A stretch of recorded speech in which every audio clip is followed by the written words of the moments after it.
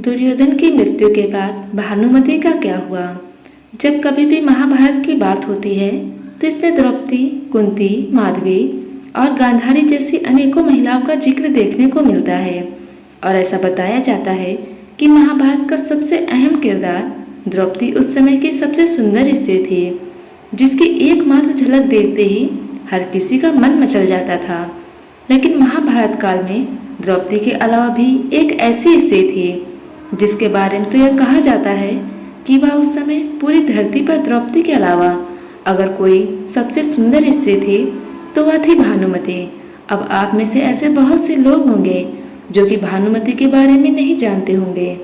हम आपको बता दें कि भानुमति कोई और नहीं बल्कि महाभारत के खलनायक कहे जाने वाले हस्तिनापुर के राजकुमार दुर्योधन की पत्नी थी। हालांकि महाभारत में राजकुमारी भानुमति का जिक्र बहुत ही कम किया गया है, लेकिन क्या आपको यह पता है कि दुर्योधन का विवाह राजकुमारी भानुमति से हुआ और फिर दुर्योधन की मौत के बाद उनकी पत्नी राजकुमारी भानुमति का क्या हुआ? अगर आप भी जानना चाहते हैं राजकुमारी भानुमति के बारे में विस्तार से तो बने रहे हमारे साथ वीडियो के अंत तक। राजकुमारी भानुमति कंपोज के राजा चंद्रवर्मा की बेटी थी, जिसकी सुंदरता के सामने स्वर्ग की अप्सराएं भी फीकी पड़ जाती थीं। जब भानुमति बड़ी हो गई थी तो उनके पिता चंद्रवर्मा ने उनके विवाह की सोची और इसके लिए उन्होंने एक स्वयंवर का आयोजन किया। राजकुमारी भानुमति के इस स्वयंवर में दुर्योधन, जरासंध, शिशुपाल और कर्ण जैसे कई महारथी और वीर राजा आए थे जो किसी भी तरह राजकुमारी भानुमति से विवाह करना चाहते थे। राजकुमारी भानुमति अपने हाथों में वरमाला लेकर किसी दूसरे राजा को पहनाने जा रहे थे तो दुर्योधन को ऐसा लगा कि राजकुमारी भानुमति उसके गले में यह वरमाला डालेंगी। लेकिन जब वह दुर्योधन को छोड़कर आगे बढ़ने लगी तो यह सब देखकर दुर्योधन ने इसे अपना अपमान समझ लिया और वह गुस्से को नहीं रोक पाया, जिसके बाद दुर्योधन ने राजकुमारी भानुमति का हाथ पकड़कर उसे जबरदस्ती अपने गले में वरमाला डलवाकर दुर्योधन की इस हरकत को देखकर स्वयंवर में बैठे सभी राजाओं ने इस बात का जमकर विरोध किया। तो दुर्योधन भी उन सभी राजाओं को युद्ध की चुनौती दे डाली। लेकिन जैसा कि हम आपको बता चुके हैं कि स्वयंवर सभा में दुर्योधन अकेला नहीं था, बल्कि उसके साथ उसका सबसे सच्चा मित्र कर्ण भी था। यह सब देखकर कर्ण भी अपने मित्र दुर्योधन के साथ खड़ा हो गया। कर्ण को देखते ही सभी राजा इस युद्ध से पीछे हट गए और फिर कर्ण की जीत हुई। मित्रों, जब दुर्योधन राजकुमारी भानुमति को जीतकर अपने राज्य हस्तिनापुर लाया था तो राजकुमारी भानुमति के साथ उसकी एक सहेली भी हस्तिनापुर आई थी जो देखने में बहुत ही सुंदर थी। अब आप सोचेंगी उसका क्या हुआ, तो आपको बता दें कि दुर्योधन ने हस्तिनापुर लौटने के बाद अपना विवाह राजकुमारी भानुमति से और अपने परम मित्र कर्ण का विवाह उसकी सहेली सुप्रिया से करवा दिया। दुर्योधन जब राजकुमारी भानुमति को बिना उसकी इजाज़त के अपने साथ हस्तिनापुर ले आया था तो इस बात को लेकर भानुमति और उसके पिता राजा चंद्रवर्मा का काफ़ी मजाक बन गया था, जिस वजह से राजा चंद्रवर्मा और उनकी बेटी भानुमति दोनों ही खुद को बहुत अपमानित महसूस करते थे। यही वजह है कि राजकुमारी भानुमति विवाह होने के बाद भी काफ़ी लंबे समय तक दुर्योधन से नाराजगी रही थी। लेकिन बाद में राजकुमारी भानुमति ने दुर्योधन को अपना पति स्वीकार कर लिया था। आपको बता दें कि राजकुमारी भानुमति को दुर्योधन से 2 जुड़वा बच्चे भी हुए थे, जिनमें से लड़के का नाम लक्ष्मण कुमार और लड़की का नाम लक्ष्मणा था। दुर्योधन के पुत्र लक्ष्मण के बारे में ऐसा बताया जाता है कि जब महाभारत का युद्ध हुआ था तो इस युद्ध में दुर्योधन का पुत्र लक्ष्मण और अर्जुन के पुत्र अभिमन्यु के हाथों मारा गया था। और इसी के साथ साथ यह बताया जाता है कि जब दुर्योधन ने अपनी बेटी लक्ष्मण का स्वयंवर आयोजित किया था, इस स्वयंवर में श्री कृष्ण और जामवंत जी के पुत्र श्याम भी आए थे। श्याम भी अपने पिता श्री कृष्ण की तरह ही शरारती थे और जब उन्होंने स्वयंवर में पहली बार लक्ष्मणा को देखा था तो एक ही नज़र में वह लक्ष्मणा की सुंदरता पर मोहित हो गए थे। लक्ष्मणा स्वयंवर में अपने हाथों में वरमाला लेकर कर्ण के बेटे वृषसेन के गले में डालने ही वाली थी, लेकिन दूसरी तरफ श्याम ने जबरदस्ती लक्ष्मणा का अपहरण करने की कोशिश की। यह सब देखकर कर्ण का पुत्र वज्रसेन युद्ध के लिए श्याम के सामने आया, लेकिन श्याम ने उसे इस युद्ध में बहुत ही आसानी से हरा दिया और लक्ष्मणा का अपहरण करके उसके साथ उसी तरह विवाह किया जिस तरह दुर्योधन ने भानुमति का अपहरण करके उसके साथ विवाह किया था। शाम की इस हरकत पर दुर्योधन को बहुत गुस्सा आया, जिसकी सजा देने के लिए उसने शाम को हस्तिनापुर के कारागार में डाल दिया। लेकिन जब श्री कृष्ण के भाई बलराम को इस बात का पता चला तो वह दुर्योधन से युद्ध करने के लिए उसके महल गए। और दुर्योधन को जैसे ही यह बात पता चली कि बलराम उससे युद्ध करने के लिए उसके महल पर आ रहे हैं तो वह काफी ज्यादा डर गया और उसने श्री कृष्ण के पुत्र श्याम को आजाद कर दिया। इसके बाद दुर्योधन अपनी पत्नी भानुमति के पास गया, क्योंकि उसे पता था कि अब भानुमति उसे बलराम के गुस्से से बचा सकती है।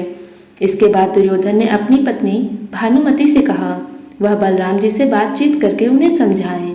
जब दुर्योधन की पत्नी भानुमति बलराम से मिली तो दोनों ने आपस में बातचीत करके श्री कृष्ण के पुत्र श्याम का विवाह पूरे विधि विधान के साथ लक्ष्मणा से करा दिया। मित्रों, अब समय में थोड़ा पीछे चलते हैं, जब दुर्योधन हस्तिनापुर का राजकुमार हुआ करता था। उस समय पांचों पांडव भी इंद्रप्रस्थ पर कुशल पूर्वक शासन कर रहे थे और सभी पांचों पांडव रिश्ते में दुर्योधन के चचेरे भाई थे। आपको बता दें कि दुर्योधन सभी कौरवों में सबसे बड़ा भाई था, लेकिन वह पांचों पांडवों को अपना भाई बिल्कुल नहीं समझता था और उनसे जलता था। वैसे आपने महाभारत के सबसे अहम खलनायक शकुनी का नाम तो जरूर सुना होगा। आपको बता दें कि शकुनी रिश्ते में दुर्योधन का मामा था, जो कि बहुत ही चालाक स्वभाव का था। इसी के साथ साथ दुर्योधन भी अपने मामा शकुनी की हर बात मानता था। मामा शकुनी ने दुर्योधन को यह सलाह दी थी कि वह पांडव पुत्र युधिष्ठिर को अपने साथ जुआ खेलने के लिए आमंत्रित करे। दूसरी तरफ युधिष्ठिर ने भी अपने चचेरे भाई दुर्योधन का यह निमंत्रण स्वीकार कर लिया। इस जुए की सभा में भरतवंश के राजा धृतराष्ट्र, भीष्म पितामह, द्रोणाचार्य और विदुर जैसे कई महारथी बैठे हुए थे।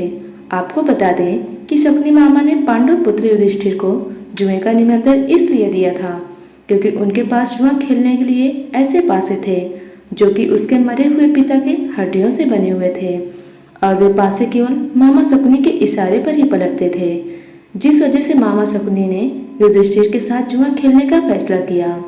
खेल शुरू होते ही मामा शकुनी के पासे छल कपट से युधिष्ठिर को बार बार हराते गए। इस खेल में युधिष्ठिर अपने राज्य को भी हार गए। फिर राज्य हारने के बाद युधिष्ठिर के पास कोई और चारा नहीं बचा। उन्होंने खुद को और अपने चारों भाइयों को भी दांव पर लगा दिया और युधिष्ठिर फिर से खुद को और अपने चारों भाइयों को जुए में हार गए। आखिर में जब सब कुछ हार जाने के बाद युधिष्ठिर के पास कुछ नहीं बचा तो उन्होंने अपनी पत्नी द्रौपदी को भी इस जुए में लगा दिया और दुर्योधन भी इस पल का काफी समय से इंतजार कर रहा था। इसके बाद शकुनी मामा की मदद से दुर्योधन ने द्रौपदी को भी जुए में जीत लिया। द्रौपदी को जुए में जीतने के बाद दुर्योधन ने अपने भाई दुशासन को यह आदेश दिया कि वह द्रौपदी को बाल पकड़कर जमीन पर घसीटते हुए भरी सभा में लेकर आए। दुर्योधन का आदेश पाते ही उसका भाई दुशासन तुरंत ही द्रौपदी के कमरे में गया और उसे सभा में आने को कहा, लेकिन द्रौपदी ने उस सभा में जाने से मना कर दिया। जिसके बाद दुशासन ने गुस्से में आकर द्रौपदी के बाल पकड़ लिए और भरी सभा में लाकर उसे खड़ा कर दिया। उसके बाद दुर्योधन ने दुशासन को यह आदेश दिया कि वह भरी सभा में द्रौपदी के सारे कपड़े उतार दें और फिर दुशासन ने जैसे ही द्रौपदी की साड़ी उतारनी शुरू की तो द्रौपदी ने अपनी मदद के लिए भगवान श्री कृष्ण को पुकारा। जिसके बाद श्री कृष्ण अपनी शक्ति से द्रौपदी की साड़ी को बढ़ाते गए और उन्होंने ऐसा तब तक किया जब तक कि दुशासन साड़ी खींचते खींचते थक नहीं गया और आखिर में सभी ने हार मान ली। मित्रों, ऐसा बताया जाता है कि द्रौपदी का यही चीरहरण ही दुर्योधन की मौत का सबसे बड़ा कारण बना था और दुर्योधन मौत के बाद ही सृष्टि का धर्म युद्ध यानी महाभारत युद्ध का भी अंत हुआ। महाभारत के 18 दिन दुर्योधन और पांडु पुत्र भीम के बीच एक गदा युद्ध हुआ था और इसी गदा युद्ध में दुर्योधन भीम के हाथों मारा गया था। जब महाभारत का युद्ध समाप्त हुआ था तो कुछ समय बाद सब कुछ पहला जैसा होने लगा था, लेकिन दुर्योधन की मौत के बाद उसकी पत्नी भानुमति ने कुछ ऐसा किया जो कि हमेशा हमेशा के लिए एक इतिहास बनकर रह गया। दरअसल महाभारत का युद्ध समाप्त होने के बाद श्री कृष्ण ने भानुमति को एक नए जीवन की शुरुआत के लिए काफी समझाया, पर श्री कृष्ण के समझाने पर भानुमति भी इस महाभारत के युद्ध की दुश्मनी को बुलाने के लिए राजी हो गई। जिसके बाद भानुमति ने अर्जुन से दोबारा विवाह करने की इच्छा जताई। आपको बता दें, उस समय एक नियम हुआ करता था जिसके मुताबिक यदि किसी स्त्री और पुरुष के बीच में कोई दुश्मनी होती थी तो आपस में विवाह कर लेने से उस दुश्मनी को हमेशा हमेशा के लिए खत्म समझा जाता था। इसलिए राजकुमारी भानुमति ने यह फैसला सुनाया कि वह हमेशा हमेशा के लिए कौरवों और पांडवों के बीच की इस दुश्मनी को खत्म करना चाहती हैं और इसी के साथ साथ वह पूरे परिवार को एक बार फिर से एक साथ जुड़ना चाहते हैं। राजकुमारी भानुमति ने जब अर्जुन के पास विवाह का यह प्रस्ताव भेजा तो अर्जुन भी भानुमति के साथ विवाह करने के लिए राजी हो गए और उन्हें अपनी 8वीं पत्नी के रूप में स्वीकार किया। ऐसे कौरवों और पांडवों के बीच की इस दुश्मनी को भुलाने के लिए इस बारे में एक कहावत भी काफी ज्यादा प्रचलित है, जो कि कुछ इस तरह है, कहीं की ईंट कहीं का रोड़ा, भानुमति ने कुनबा जोड़ा। इसका मतलब कि भानुमति ने अर्जुन से विवाह करके सारे परिवार को एक बार फिर से जोड़ दिया।